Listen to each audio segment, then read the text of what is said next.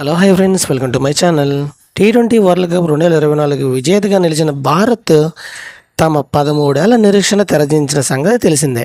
ఈ విజయంతో సగర్వంగా భారత captain Rohit Sharma, star player Virat Kohli, Ravindra Jadeja అంతర్జాతీయ టీ20లకు వీడుకోలు పలికారు. వీరి ముగ్గురు మాత్రమే కాకుండా రాహుల్ ద్రావిడ్ సైతం భారత హెడ్ కోచ్గా తమ ప్రస్థానాన్ని ముగించాడు. గత ఏడాది వన్డే వరల్డ్ కప్లో ఆఖరి మెట్టుపై బోల్తా పడిన టీమిండియా 7 నెలల్లో తిరక్కముందే పోటీ ప్రపంచ కప్ రూపంలో ఐసీసీ టైటిల్ను ది గ్రేట్ వాల్ అందించాడు. విజయానంతరం భారత ఆటగాళ్ల ఆనందానికి అవధులు లేకుండా పోయాయి. కొంతమంది ఆటగాళ్ళు అయితే కన్నీళ్లు పర్యంతమయ్యారు.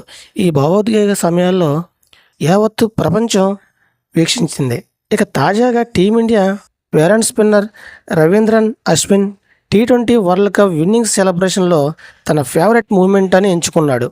సెలబ్రేషన్ సమయంలో విరాట్ కోహ్లీ ట్రోఫీని రాహుల్ ద్రావిడ్కి అందజేస్తున్నప్పుడు తమ కళ్ళల్లో నీళ్లు తిరిగినట్లు అశ్విన్ చెప్పుకొచ్చాడు. నిజంగా ఇది యావత్తు భారత్ గర్వించదగ్గ విజయం. మా 13 ఏళ్ల నిరీక్షణకు తెరపడింది. అయితే ఈ టోర్నర్లో విజయం సాధించిన తర్వాత ఓ మూమెంట్ నా మనసుకు హత్తుకుంది.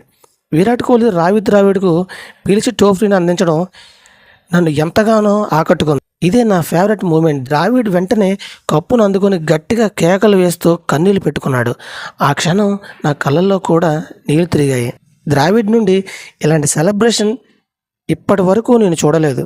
అయితే అందుకు ఓ కారణం ఉంది. 2007లో కరేబియన్ దీవుల వేదికగా జరిగిన వన్డే ప్రపంచ కప్లో ద్రావిడ్ సారథ్యంలోని భారత్ జట్టు గ్రూప్ స్టేడియంలో ఇంటిముఖం పట్టింది. ఆ తర్వాత ద్రావిడ్ తన కెప్టెన్సీ నుండి వైదొలిగాడు. అప్పటి నుండి జట్టులో కేవలం ఆటగాడిగా కొనసాగుతున్నాడు.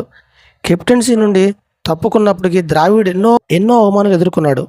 ఒకవేళ భారత్ జట్టు మ్యాచ్ ఓడినా అందరూ ద్రావిడ్నే టార్గెట్ చేసేవారు. అప్పుడు తమ కెప్టెన్గా సాధించలేకపోయింది ఇప్పుడు కోచ్గా సాధించి చూపించాడని తమ యూట్యూబ్ ఛానల్లో పేర్కొన్నాడు అశ్విన్. ఇది ఫ్రెండ్స్, వీడియోస్ లైక్ చేయండి, షేర్ చేయండి, తప్పకుండా మన ఛానల్ సబ్స్క్రైబ్ చేసుకోండి. Thank you watching. Love friends, by by.